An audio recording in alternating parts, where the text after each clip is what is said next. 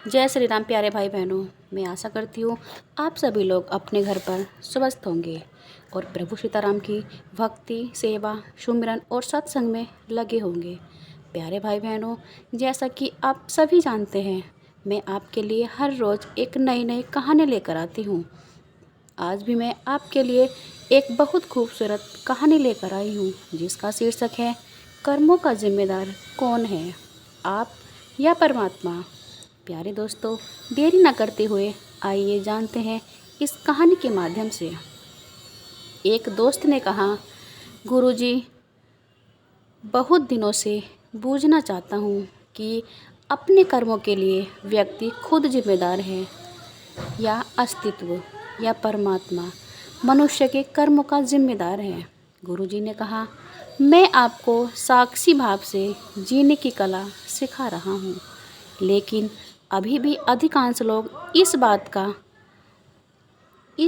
का मर्म, इस बात का राज, इस बात का रहस्य नहीं समझ सके हैं कि वास्तव में अपने कर्मों के लिए आप खुद जिम्मेदार हैं या अस्तित्व या परमात्मा जिम्मेदार है। तो आपकी हैसियत सिर्फ साक्षी है कि वास्तविकता क्या है, सच्चाई क्या है। गुरुजी ने कहा, आपसे कहना चाहता हूँ, आप स्वयं को अपने जीवन के सभी कृत्यों का कर्ता मानते हैं, स्वयं को जीवन के सभी कृत्यों का कर्ता करने वाला मानते हैं, तो आप जिम्मेदार होंगे। और अगर जीवन के कृत्यों को स्वयं को कर्ता नहीं मानते हैं, करने का अहंकार आपके भीतर नहीं है, तो जिम्मेदार अस्तित्व होगा, तो जिम्मेदार परमात्मा होगा। दोनों बातें सच हैं, लेकिन दो तलों पर है। आप किस तल पर जी रहे हैं, उस तल पर या बात सच्चाई से लागू हुई है। अगर आपने अस्तित्व के प्रति समर्पित खुद को अर्पण कर दिया है और आपने जान लिया है और आपने मान लिया है कि करने वाला प्रभु श्री राम है और कराने वाला भी प्रभु श्री राम है, जैसी उसकी मर्जी वैसा ही सब हो रहा है, तो जो कुछ भी आपकी ज़िंदगी में होगा उसके करने वाले आप नहीं हो सकते। उसको करने वाला वही परमात्मा है और कोई दूसरा नहीं हो सकता। वही है जिस पर आपने छोड़ रखा है।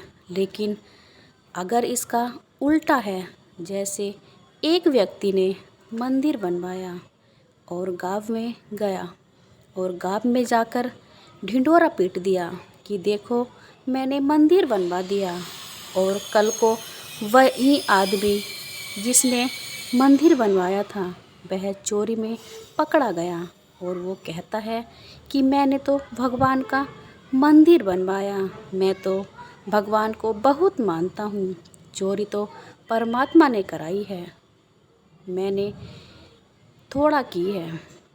अगर ऐसा वो कहता है तो गलत कहता है, क्योंकि मंदिर उसने बनवाया, अब पकड़ा गया चोरी में तो कहता है कि चोरी में थोड़ा करता हूँ, वो परमात्मा ने करवाई है।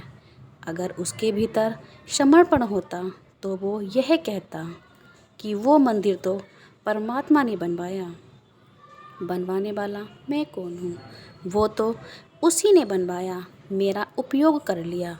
अगर सज़ा मिलती तो यही कहता, सज़ा तो परमात्मा ने दिलवाई है, परमात्मा ने दी है, मैं कौन हूँ।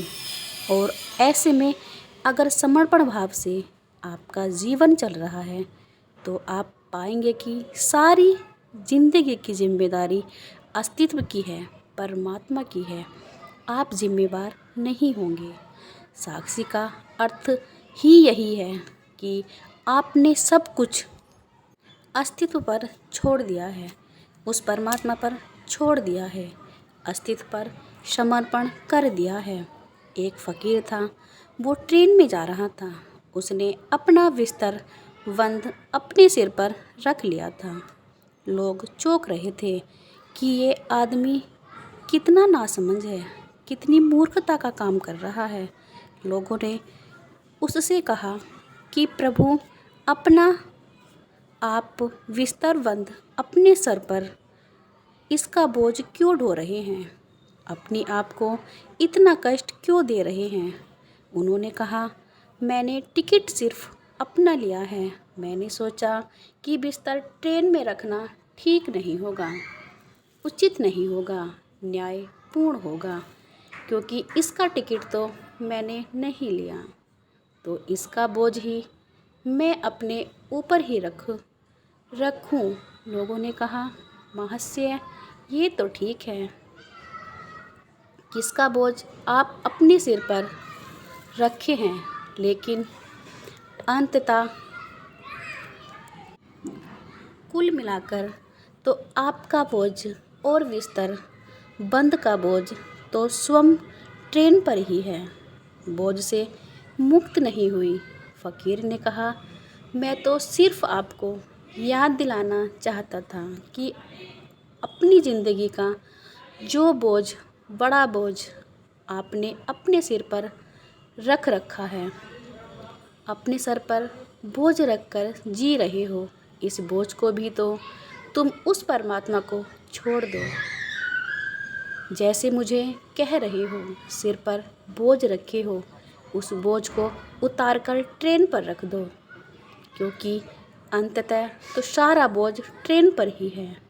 तो तुम भी जो ज़िंदगी का सारा बोझ अपने सर पर लेकर ढो रहे हो कि मुझे ये करना है, मुझे वो करना है, ऐसा करूँगा तो वैसा होगा, ऐसा करूँगा तो ऐसा होगा, और वैसा करूँगा तो ऐसा होगा। हर समय इन्हीं चीज़ों में आप लगे रहते हो। हर चीज़ का बोझ जो वो रहे हो, तो आप खुद जिम्मेदार होंगे। तो उस बोझ को ढोने की पीड़ा आपको झेलनी पड़ेगी और उसके दुख आपको झेलने पड़ेंगे। अगर आपने उस बोझ को अपने सिर पर रख रखा है, तो जब आप जिम्मेदार होते हैं, जब आप खुद जिम्मेदार होते हैं, तो आप खुद जिम्मेदार अपने आप को मानते हैं। जब अपना बोझ ढोते रहते हैं, तब भी अनंतः तो बोझ आप नहीं ढोते हो, आपका परमात्मा ही बोझ ढो रहा होता है। जैसे बोझ तो ट्रेन ही ढो रही है, लेकिन बिस्तर बंद को सिर पर रखने की पीड़ा, उसका दुख, उसका बोझ, उसका कष्ट आप झेलते हो ना। ऐसे ही जब आप अपनी ज़िंदगी का बोझ जब खुद अपने ऊपर ढोते हो, बोझ ही अनंतः परमात्मा ही होता है। लेकिन जब आप सोचते हैं कि मैं ढो रहा हूँ, तो उस बोझ की पीड़ा, उसके कष्ट, उसके दुख, उसकी तनाव तुम्हें झेलने पड़ेंगे। यानी जब तुम करता रहोगे, तो करता पर ही अपने दुख तुम्हारे ज़िंदगी में पैदा करता रहेगा। लेकिन अगर तुम कर्ता भाव का विसर्जन कर दोगे, अहंकार से खुद को मुक्त कर लोगे स्वयं को, तब सारा भार चला जाएगा अस्तित्व पर, उस परमात्मा प्रभु श्री राम पर। तुम साक्षी हो जाओगे और तुम्हारा पूरा का पूरा जीवन खेल बन जाएगा। यही विज्ञान मैं आपको सिखाना चाहती हूँ। जब आपकी ज़िंदगी में बुरा होता है, आप कहते हैं कि परमात्मा कर रहा है, लेकिन जब अच्छा होता है तो कहते हैं कि मैंने किया।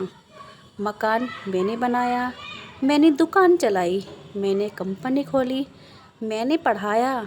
नहीं नहीं, ये सब तो मैंने किया है। ये जब कर्तापन का बोझ लोगों को जिम्मेदारी उठानी पड़ती है, तुम कष्ट भोगोगे। दुनिया की कोई ताकत तुम्हें कष्ट से मुक्त नहीं कर सकती। इसलिए कहती हूँ, धर्म समाज की क्रांति है। क्रांति तुम्हारे भीतर पैदा हो, इसलिए भगवान श्री कृष्ण अर्जुन को पूरी गीता में समझाते हैं, अर्जुन तुम ना समझो, तुम सोच रहे हो तेरे मारने से ही सब मरेंगे। तू नहीं मारेगा तो वे नहीं मरेंगे, तू युद्ध नहीं करेगा तो युद्ध नहीं होगा। ये तेरी नासमझी है अर्जुन, तू तो सिर्फ करता है, तू तो सिर्फ माध्यम है। अगर तू नहीं मारेगा तो अस्तित्व दूसरे कंधों पर तीर रखेगा। जिसको मारना है उसको मारेगा, जो जानता है इस राज को, जो मानता है जीवन के इस रहस्य को, वो सब कुछ अस्तित्व परमात्मा पर छोड़ देता है।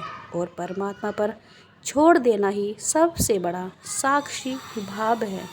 इसलिए प्यारे दोस्तों, हम जो भी कर रहे हैं, जो भी कर रहे होते हैं, या जो भी हमारी ज़िंदगी में होने वाला है, ये सब उस परमात्मा की वजह से ही होता है। ये तो केवल उस परमात्मा के हम तो केवल उस परमात्मा के हाथ की कठपुतली हैं। जब परमात्मा जो चाहता है वह करवाता है। इसलिए हमें सारी ज़िंदगी का बोझ उस परमात्मा पर छोड़ देना चाहिए। हर समय सीताराम का जाप करते रहना चाहिए। आप खुद देखोगे कि आपकी ज़िंदगी की सारी परेशानी, सारे दुख स्वतः ही दूर हो जाएंगे। प्यारे सज्जनों, मिलते हैं आपसे नेक्स्ट कहानी में। तब तक के लिए अपना ख्याल रखना और साथ ही साथ में आपके अपनों का भी ख्याल रखना। प्यारे दोस्तों, हंसते रहना और हंसाते रहना। प्रेम से बोलो जय श्री सीताराम हनुमान।